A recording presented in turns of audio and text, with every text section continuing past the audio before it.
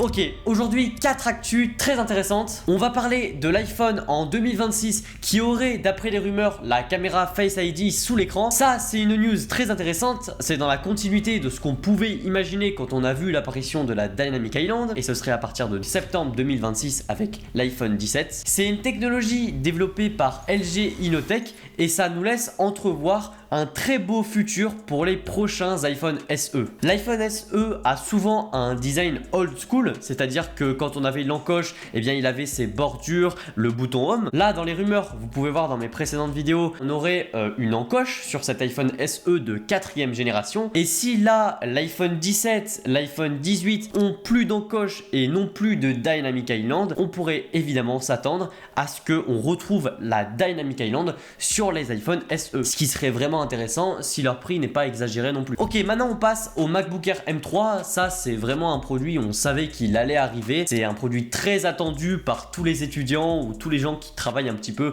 en mobilité, qui font des tâches gourmandes, mais en même temps qui n'ont pas envie d'une grosse machine comme un MacBook Pro 14 ou 16 pouces. Là, justement, on aurait toujours le même design qu'on connaît bien avec le MacBook Air M2 13 pouces ou 15 pouces. Maintenant, on pourrait s'attendre à l'arrivée d'autres couleurs. Et au niveau de la date de sortie de ces machines-là, ce serait mars 2024. Donc clairement, là, vous avez compris que c'est pas vraiment le bon moment pour acheter un MacBook Air M2. Je vous conseille plutôt d'attendre au minimum mars pour voir si vraiment ça sort et pour profiter en fait de la puce M3 qui est vraiment bien plus puissante, surtout au niveau du GPU, de la partie graphique. Donc si vous faites de la modélisation 3D, de la 3D en temps réel, etc., ça peut vous intéresser, même si c'est pas non plus une machine professionnelle, hein, on est d'accord. Par contre, ce qui peut être intéressant si vous n'avez pas forcément besoin d'un MacBook Air M3, de cette puce M3, c'est bien quand il sort d'aller voir du côté du refurb s'il propose pas des MacBook Air M2 encore moins chers que ce qu'ils sont déjà. Le refurb, je vous en ai parlé des dizaines de fois, c'est l'ADN de cette chaîne. J'achète tout en refurb, tout en reconditionné chez Apple évidemment. Ok, maintenant on passe à une toute petite news, c'est pour ça que je l'ai mis. D'habitude c'est 3 news, 3 rumeurs, mais là elle va vraiment pas prendre beaucoup de place. C'est apparemment l'arrivée du Magic Trackpad, du Magic Keyboard et de la Magic Mouse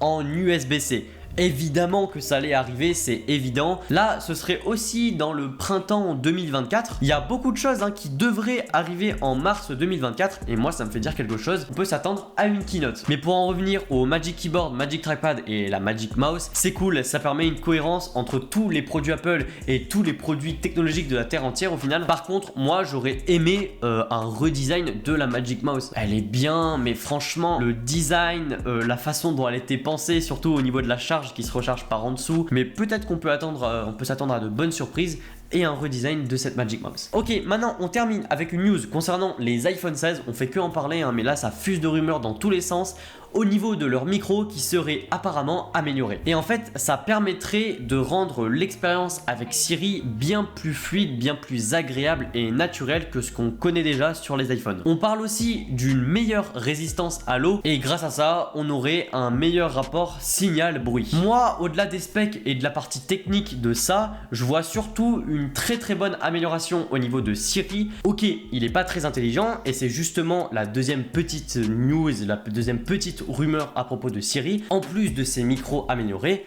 iOS 18 pourrait améliorer l'intelligence au global de Siri. Voilà, ce serait vraiment basé sur des technologies d'IA, d'intelligence artificielle qu'on connaît maintenant aujourd'hui. Et ça fait que grâce au combo de tout ça, des meilleurs micros, de iOS 18 avec l'arrivée de l'intelligence artificielle, etc., on pourra enchaîner les questions, avoir des réponses plus pertinentes et avoir finalement un bon assistant. En tout cas, j'espère que ces rumeurs vous ont plu. Si c'est le cas, n'hésitez pas de me le dire dans les commentaires. Dites-moi si ce type de vidéo, ce nouveau format vous plaît. Allez voir les précédentes pour avoir des infos sur les AirPods Max, encore sur l'iPhone 16, etc.